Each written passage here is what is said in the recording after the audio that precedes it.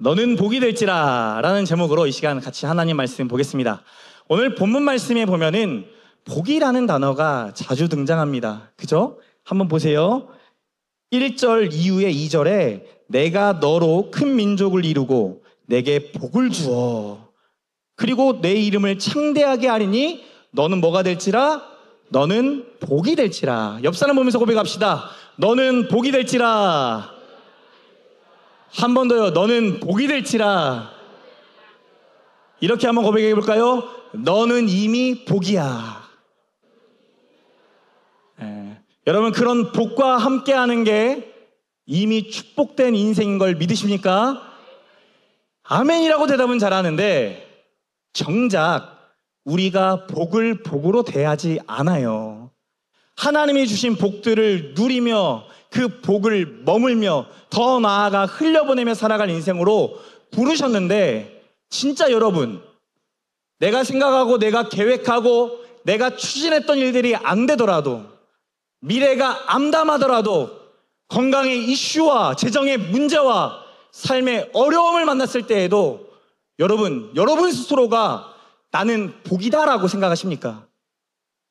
여러분, 이 지난이 너무나 복인 것을 어제 저희가 모든 순서를 마치고 난 다음에 지난해에 와서 살게 된 목사님을 통해 듣게 됐어요. 목사님이 그 얘기하세요. 인천과 서울에서 3년을 계속 살아왔는데 살아오는 동안에 자기 자녀들을 보니 안쓰럽더라는 거예요.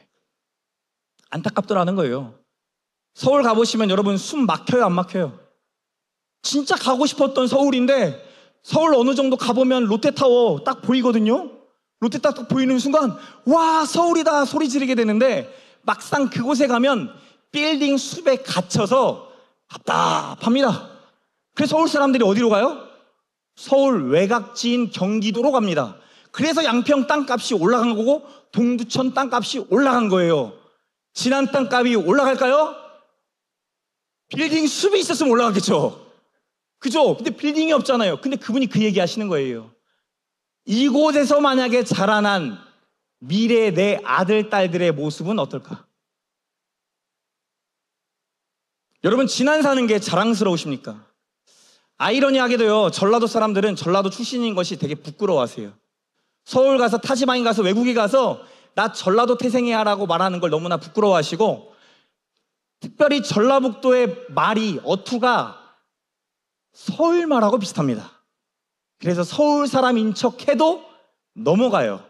그려 근께 이런 것만 안 하면, 그 거시기 있잖아, 이런 거 안 하면 잘 넘어갑니다. 주차하세요가 아니라 차 대고 올게. 왜 차를 왜 쿵 하고 대? 라고 서울애들이 물어봐요. 근데 이렇게 전라도 사람인 것이 자랑스러운 게 아니라 부끄럽다라는 거예요. 내가 왜 이곳에 태어났을까? 왜 나는 서울 사람이 아니고 분당 사람이 아니고 왜 하필 전주며 진안이며 왜 나는 이곳에 태어나서 대천에서 용나야 하는가? 라는 생각을 가지고 살아가는 청년들, 중고등부 아이들, 심지어 여기 계신 어른들도 계실지 몰라요. 근데 오늘 성경은 우리에게 분명히 이야기합니다. 너는 복이 될지라. 너에게 복이 주어진다라고 말합니다. 여러분 믿으십니까? 그 믿음으로 다시 한번 옆 사람한테 고백해 봅시다. 너는 이미 복이야. 여러분, 앞에 있는 이강일 목사가 잘생겼어요? 이상하게 생겼어요?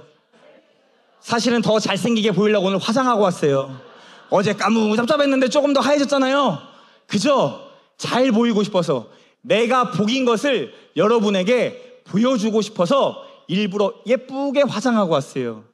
여러분, 우리가 복인데 복인 것을 깨닫지 못했을 때에는 반드시 탓하면서 합니다. 처음에는 남 탓하기 시작해요. 너 때문에 우리 교회가 안 되고, 너 때문에 우리 가정이 이 모양이고, 너 때문에 우리가 이렇게 사는 거야. 내가 너만 안 만났어도 분당 가 살았고 강남 가 살았고 송파에 살았을 텐데, 나도 20만 원, 30만 원, 50만 원짜리 뷔페 나도 가서 먹고 살았을 텐데, 나는 너를 항상 밥 차려줘야 되고 삼시세끼 먹는 너의 모습을 볼 때마다 내 마음이 어려워. 이런 마음을 말하지 못하고 사시는 우리 어머니들 계시죠? 오늘 성경이 우리에게 분명히 말을 해요. 여호와께서 아브라함에게 이르시되 너는 너의 고향과 친척과 아버지의 집을 떠나 내가 내게 보여줄 땅으로 가라. 너는 복이 될지라 말했는데 전제 조건이 1절에 박혀 있어요. 뭘 떠나래요? 여러분이 의지하고 있었던 거, 여러분이 안정적으로 느꼈던 거, 여러분이 안전하다고 느꼈던 거, 그것을 다 버리고 떠나라는 거예요. 그래야 너가 복인 것을 알게 되더라는 거예요. 여러분, 하나님이 우리가 막 열심히 했기 때문에 축복해 주시는 분입니까? 아니면 하나님은 원래 처음부터 우리를 축복하시는 분입니까? 우리가 뭐를 열심히 했기 때문에 축복하는 분이라면 여러분 믿으실 거예요? 세상의 종교가 그래요. 열심히 공양 드리고 열심히 재물을 바치고 토지를 바치고 헌금을 많이 해야 내게 축복이 임했다라고 생각하는데 그렇지 않습니다. 우리 하나님은 그런 분이 아니에요. 그래서 우리가 하나님을 아버지라고 부르잖아요. 제가 아까 찬양하는데 저희 아버지 생각이 딱 나는 거예요. 두 번째 찬양할 때 목사님이 지난번에 그 얘기 하셨거든요. 저희 아버지가 이 강단에서 2번 설교하셨다. 저는 3번째 설교하잖아요. 아버지 생각나는 거예요. 아버지가 이 자리에 함께 예배하러 왔다라고 한다면 추천교회와 더 추천교회가 연합하여 또 진한장로교회가 연합해서 하나님의 선한 일들을 했더라면 얼마나 흐뭇해 하셨을까. 우리 육신의 아버지도 이렇게 기뻐할 일을 하늘아버지는 얼마나 좋아하셨을까. 저희 아버지가요, 저는 제가 뭘 잘해야만 되는 줄 알았어요. 저희 아버지는 하루에 4시간 이상 주무시지 않는 분입니다. 4시간을 자보신 적이 없으세요, 목회하시면서. 그러니까 얼마나 아들한테도 그러시겠어요? 지금 방학기간이죠. 여러분, 우리 중고등학교 아이들, 나는 평상시에 9시 넘어서 일어난 적이 있다, 손 한번 들어보세요.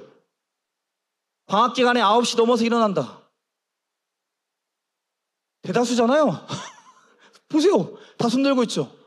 저희는 9시 넘어도록 자고 있으면 저희 아버지 한마디 하세요. 와가지고 운동하고 딱 오셔서 넌 꿈이 있냐?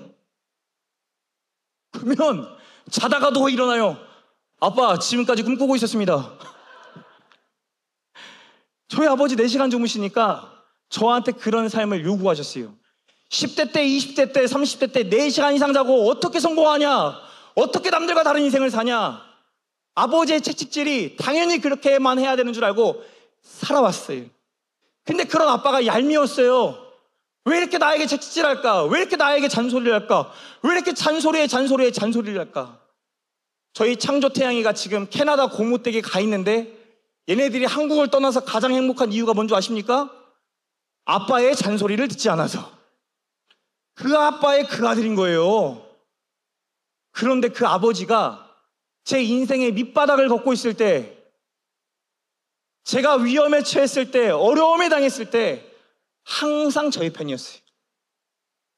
차를 처음 뽑자마자 한 달 만에 차 사고가 나서 뒤에 문이 와장창창창 긁혀버렸어요. 수리비가 300만 원이 나옵니다. 여러분, 처음 사고 당해보면 알잖아요. 두렵고 떨리는 마음. 큰일 났다. 이제 아빠한테 엄청나겠다. 그런 마음으로 아버지에게 전화했는데 아버지가 한 말씀 하세요. 먼저, 그래 학렬아, 안 다쳤냐? 여러분, 이게 복음이잖아요. 너 어쩌다가 그렇게 했어? 왜 그 모양 그 꼴로 살아? 야, 운전 좀 조심하라고 했잖아가 아니라, 아들아, 그래서 너 괜찮냐? 안 다쳤냐? 그게 아버지. 주인은 왜 그랬어? 왜 실수했어? 왜 그것밖에 못해라고 말할 터인데, 아버지는 너는 이미 축복이야. 네가 나에게 온 게 이미 축복이야. 축복된 인생으로 살아갔으면 좋겠어라고 말하는 게 오늘 본문 말씀이. 근데 이 아브라함에게 찾아오셔서 너는 복이 될지라 라고 말하시면서 전제 조건이 뭐였다고요? 내가 살고 있던 것을 떠나는 거예요. 개역 한글에서는 이렇게 말했어요. 본토 친척 아비 집을 떠나 내가 내게 보여줄 땅으로 가라. 그게 무슨 말이냐면요, 고대 사회에서는 가족이, 시족 집단이 나의 힘이었습니다. 여러분, 이 교회에도 집안이 많이 다니시는 분 있죠? 힘이 있을 거예요. 어느 교회나 그래요.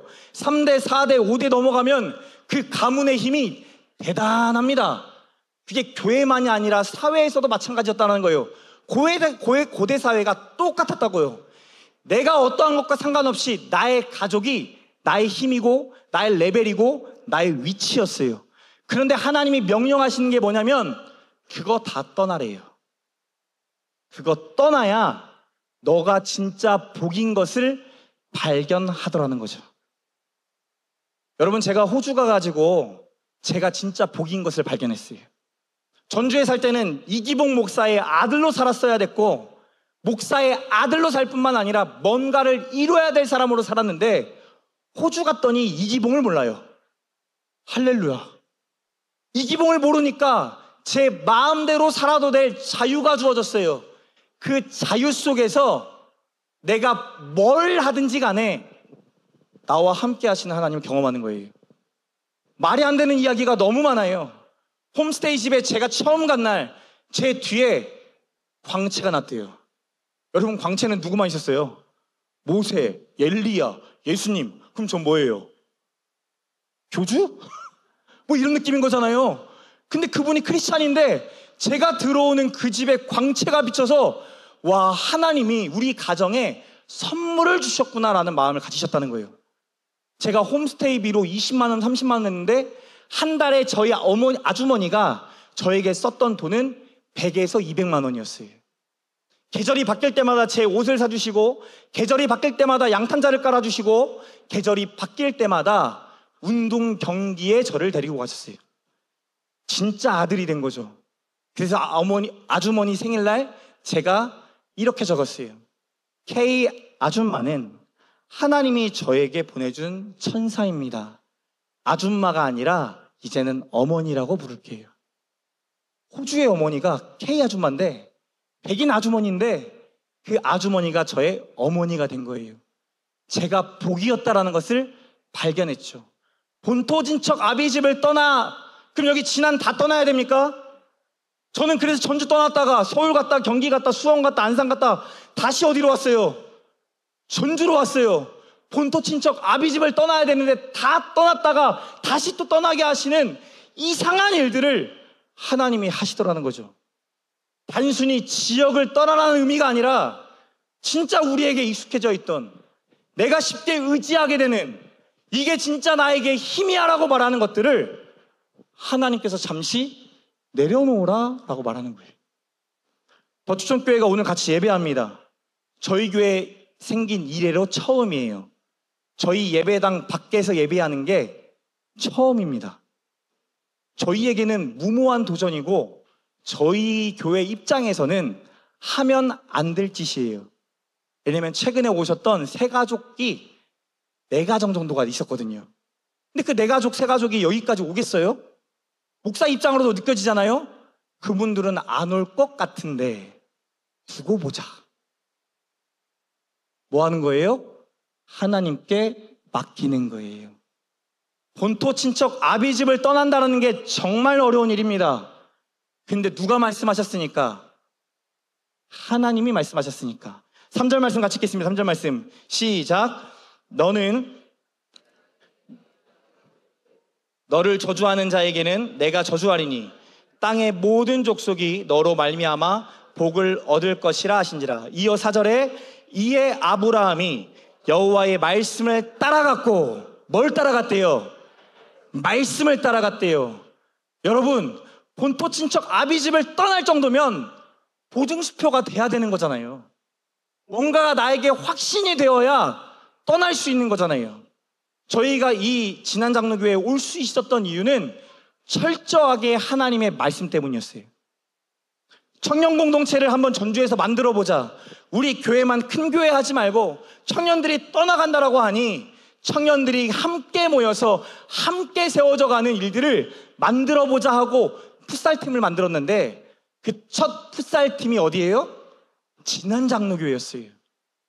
더 아이러니한 것은 작년 5월에 저희가 노예체육대에 갔다 온 이후에 사역자들끼리 모여서 했던 회의가 있었어요.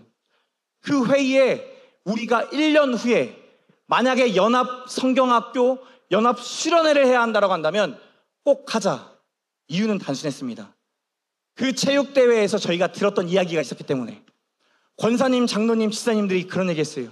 목사님네 예배 우리도 한번 드려보고 싶어요. 우리 자녀들도 그 예배 한번 드려봤으면 좋겠어요. 한번 우리 자녀들도 그곳에 가서 함께 기쁘게 예배하는 그 감격과 은혜를 누려봤으면 좋겠어요. 목사님네 프로그램 가지고 같이 한번 눌러봤으면 좋겠어요. 그 말이 하나님의 말씀처럼 여겨졌어요. 근데 저희는 돈이 없거든요. 돈도 없고 사람도 충분하지가 않아요. 그런데도 불구하고 만약 이게 하나님의 뜻이라면 뭐 해야 되는 거예요? 해야 되는 거죠. 순종해야 되는 거죠. 여호와의 말씀으로 사역자들이 같이 나눔하면서 이거는 하나님의 뜻인 것 같습니다. 노예에 속해 있는 교회들이 모여서 여름성경학과 줄 알았는데 오히려 하나님은 지난 장로교회와 함께 이 일을 이뤄가게 하세요. 여러분도 한번 질문해 보셔야 돼요. 복 있는 사람이 이곳에 와서 설교하고 복 있는 사람이 성도들과 함께 와서 이 일들을 해갈 때 여러분에게 하나님 왜 찾아왔을까요? 여러분이 복인 것을 깨달으라고, 지난 땅이 변화되고 세워지고 하나님 나라가 되기 위하여 이강렬 목사가 필요한 것이 아니라 이 자리에 있는 여러분이 필요한 거예요. 옆 사람 보면서 고백합시다. 하나님은 당신이 필요합니다. 당신이 복이니까요. 정말이에요. 저희의 수고가 되게 값져 보이지만 전혀 그렇지 않아요.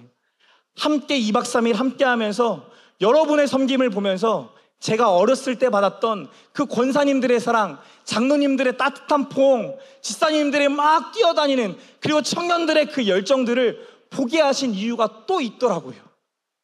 우리를 통해서 여러분들이 봐야 할 게 있고 드려야 할 게 있고 붙잡아야 될 게 있어요. 설령 그게 여러분의 전통이 되었고 여러분의 익숙한 삶이 되었고, 예배는 원래 이래야 돼, 교회는 이래야 돼, 원래 가정은 이래야 돼 라는 것을 내려놓아야 할 순간이 온다 할지라도, 만약 그것을 하나님이 기뻐하신 일이라면 뭐 해야 된다고요? 내려놓고 떠나야 되는 거예요. 저도 궁금했어요. 왜 지난 장로교회로 부르실까? 왜 계속 하나님, 저는 전주의 연합을 꿈꿨지 전라북도까지 감당할 만한 그릇은 아닌데 왜 저를 이곳에 보내십니까? 근데 여러분, 재밌는 것은 그날 범키랑 함께 하고 난 다음에 저희가 곱창집에 가가지고 수다를 새벽 1시까지 떨었는데, 이정규라는 개그맨하고 함께 같이 이야기하는데 그 두 분과 새벽 1시까지 하나님 나라에 대한 이야기밖에 안 했어요. 연예계가 어땠고 내가 어떤 걸 하고, 이게 아니라 하나님이 이런 감동을 주셔서, 이런 마음을 주셔서 우리가 이런 사역들을 하고 있고 앞으로 그런 것들을 펼쳐가고 싶어요. 목사님은 어떤 목회 하시고 어떤 교회 하시고 어떤 하나님의 나라를 꿈꾸고 계십니까?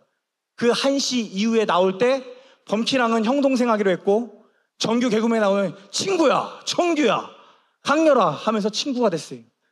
말씀 안에서 하나가 되어서 어떤 내가 할 수 없는 하나님의 일들을 꿈꿀 수 있도록 사람을 붙여 주셨어요. 지난 장로교회와 함께하는 여름 성경학교, 여름 선교가 아니었으면 제가 범키를 만날 일도 없었고 정규를 만날 일도 없었고 여러분을 만날 일이 없었어요. 그런데 그 단 한 번의 만남이, 그 진한 만남이 하나님을 같이 바라보게 하고 우리가 복인 것을 알고 복을 흘려보내기로 결단하는 놀라운 역사가 일어날 줄 믿으시기 바랍니다. 여러분, 이미 지난 장로교회는 많은 축복을 받았어요. 하나님이 주신 복이 얼마나 많은지 여러분 세어보셔야 돼요.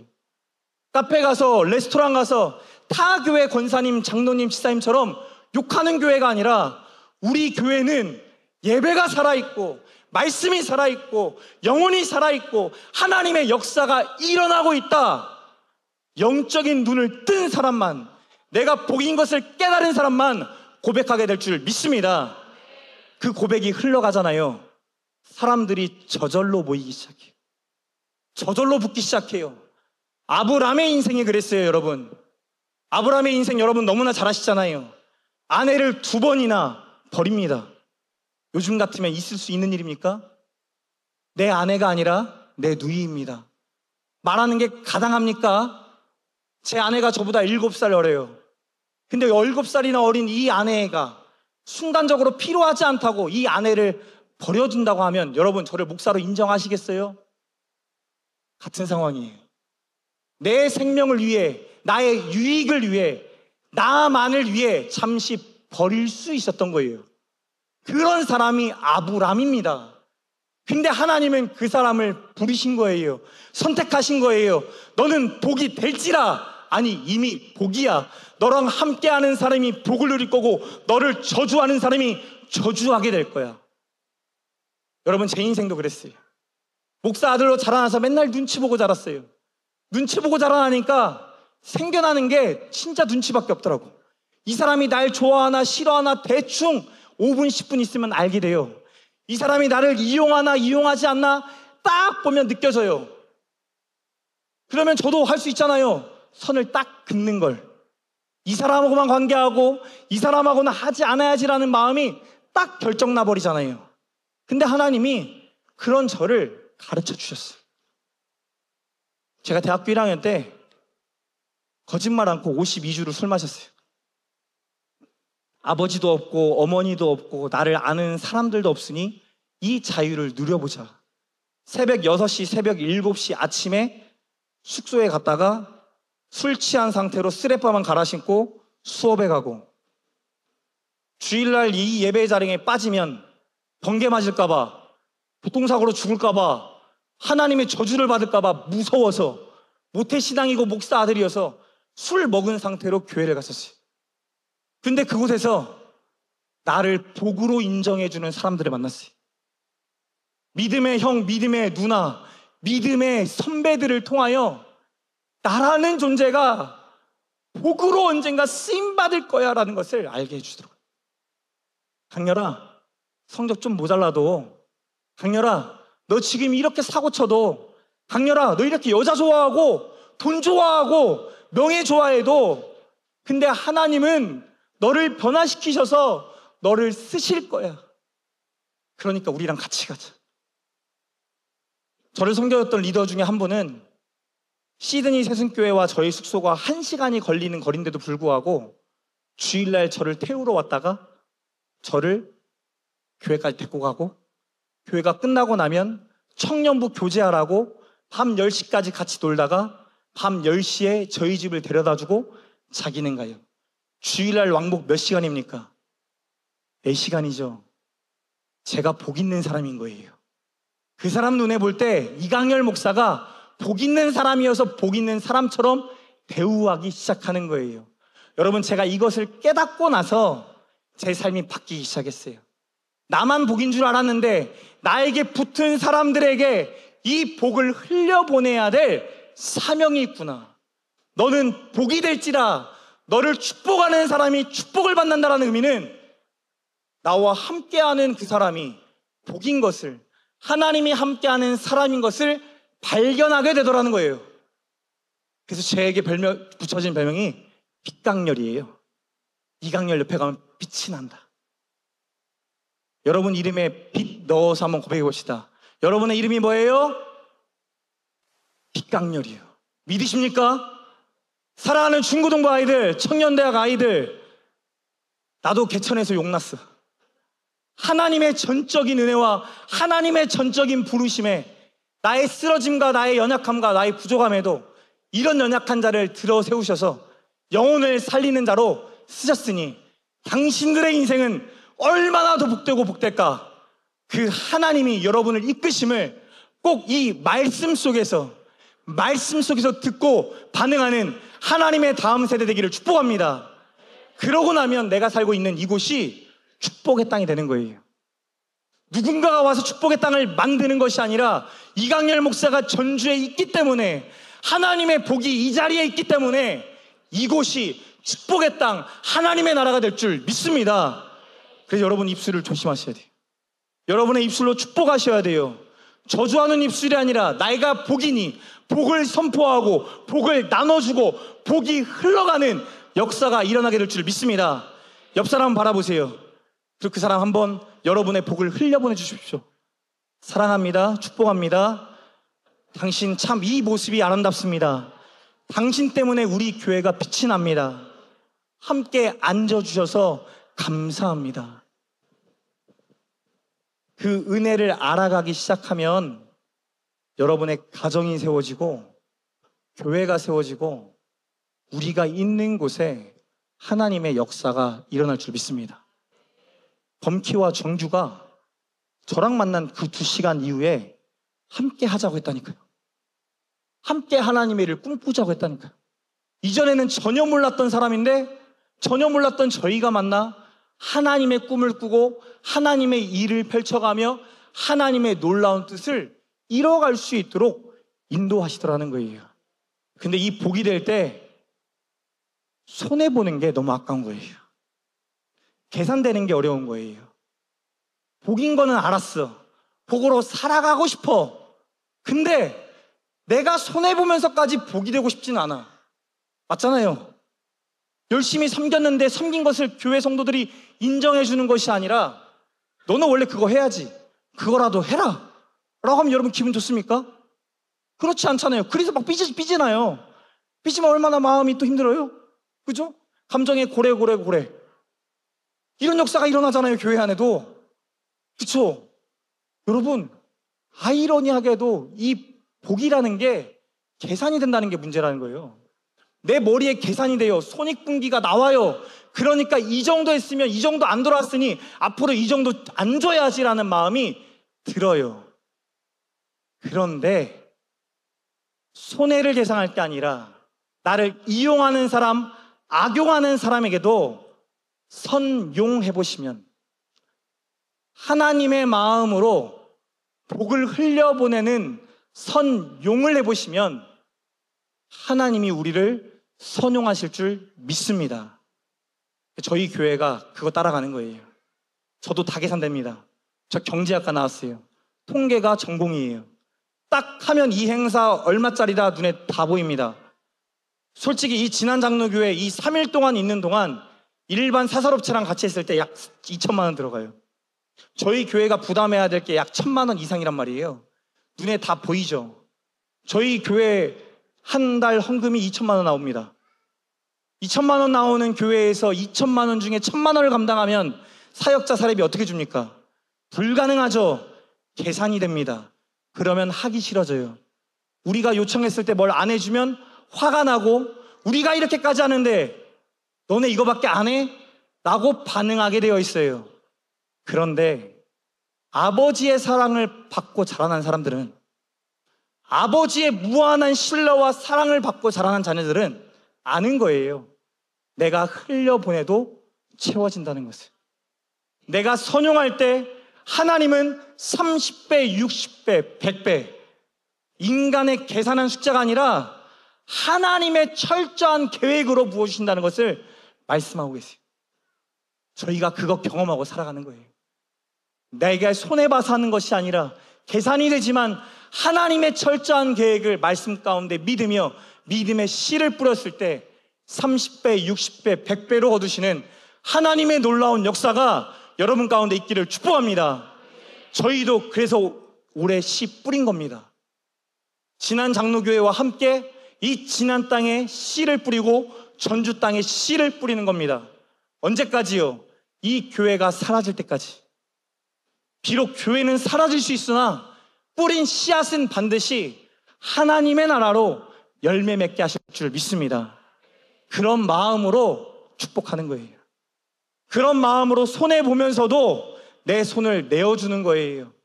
그러고 나면 점점 아브라함이 되는 은혜가 될 줄 믿습니다. 저는 아직 아브라함이에요. 아내를 버린 적은 없지만 제 삶에서 또 다른 아내를 버렸던 적은 있습니다. 제 삶에서 또 다른 아내를 아브라함처럼 버리며 고통스러워하며 갈등하며 고민하는 시간들이 여전히 찾아옵니다.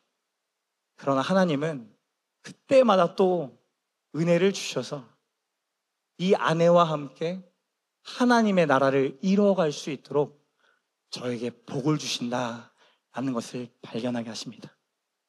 여러분의 인생이 아브라함에서 아브라함인 것을 보게 되고 발견하게 되고 고백하게 되는 놀라운 역사가 일어날 줄 믿습니다. 옆 사람 보면서 고백합시다. 당신이 오늘날 아브라함입니다.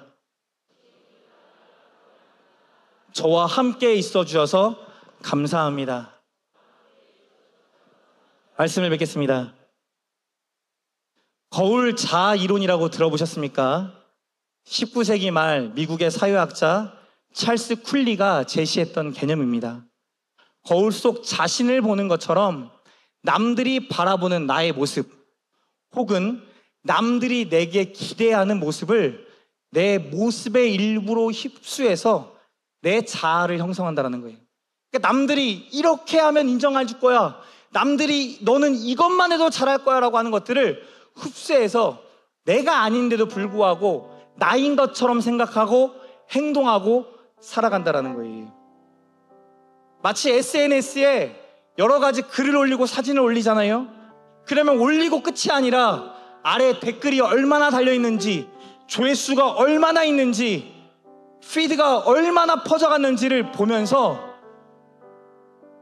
이들이 나를 기대하고 있을 텐데 더 많은 걸 보여줘야지 하는 행동이 이런 행동이라는 거예요.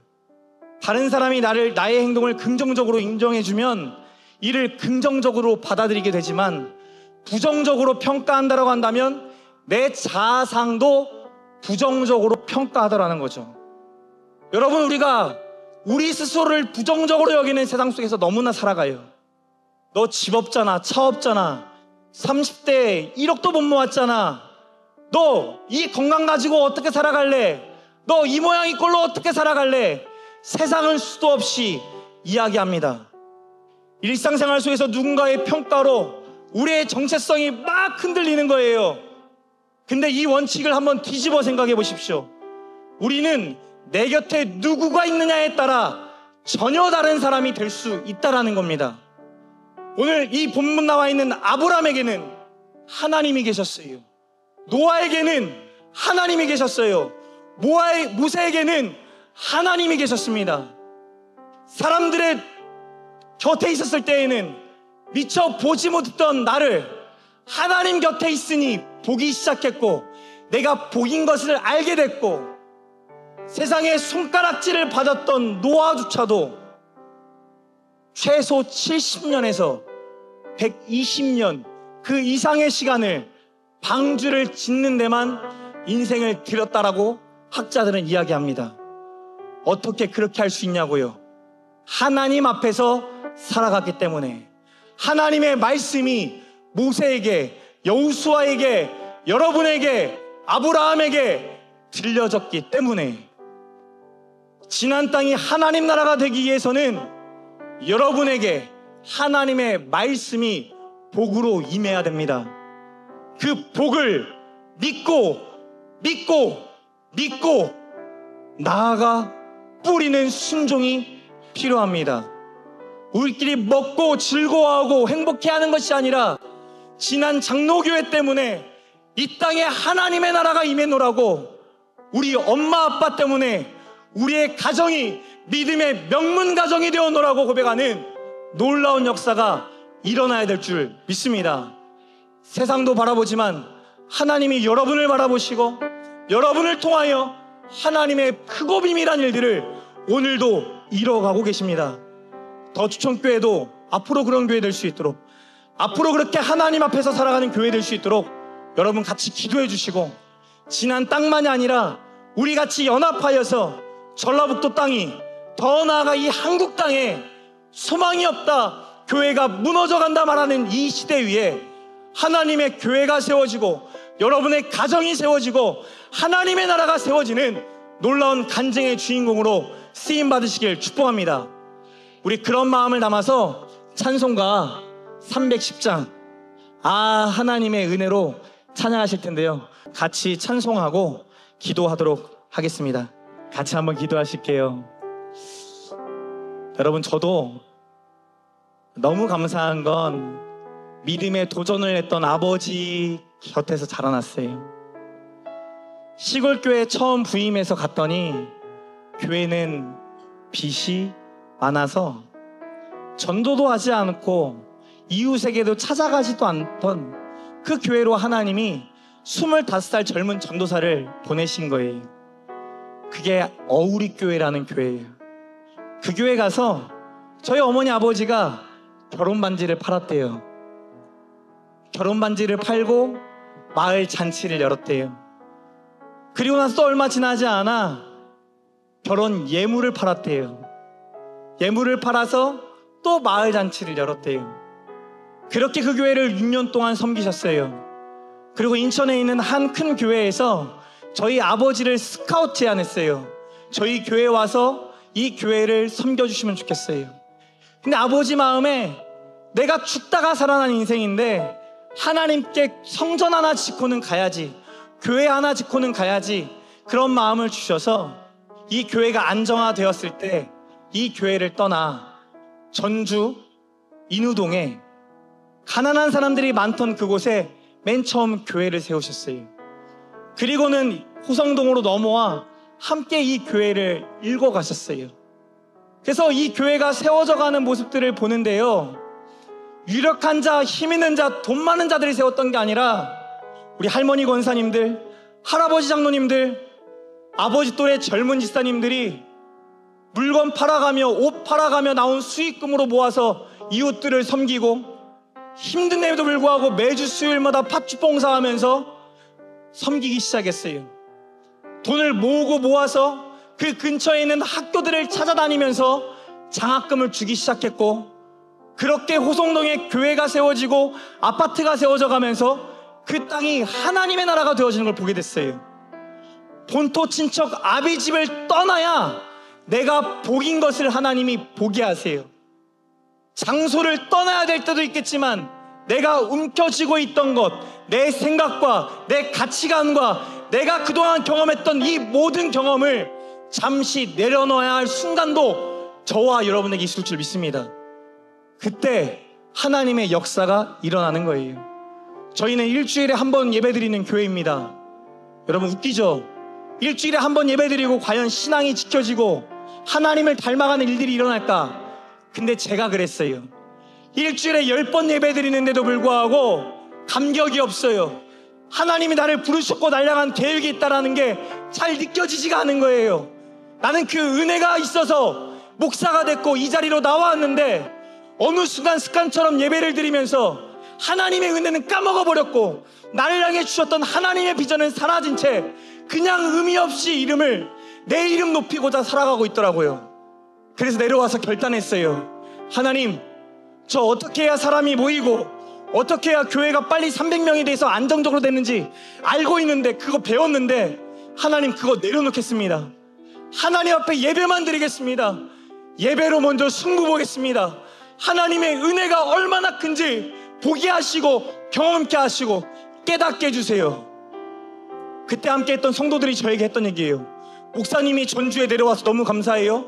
목사님이 이곳에 함께 있어서 감사해요. 목사님 말씀 때문에 이 한 주간 참 많은 고민이 있었고 갈등이 있었고 고민이 있었지만 근데 하나님 이 말씀 때문에 목사님 저희가 하나님 안에서 세워져 가요. 예배면 충분합니다.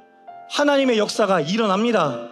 여러분에게 오늘 하나님의 말씀이 임해야 되고 여러분이 움켜쥐고 있던 것을 내려놓는 순간 아브라함이 되는 축복을 보고 경험하며 누리게 될 줄 믿습니다. 같이 한번 기도합시다. 하나님, 내가 붙잡고 있는 이것, 내가 붙잡고 있는 나만의 본토 친척 아비집을 하나님 앞에 내려놓을 수 있는 용기와 믿음을 더하여 주시옵소서. 하나님의 선한 꿈을 꾸며 살아가는 하나님의 백성들이 아직도 있다는 것을 보게 하셨사오니 나도 하나님의 선한 꿈을 꾸며 소망을 가지며 이 시대에 꼭 필요한 하나님의 사람으로 들어 사용하여 주시옵소서. 우리 같이 한번 기도하시겠습니다. 사랑과 은혜가 풍성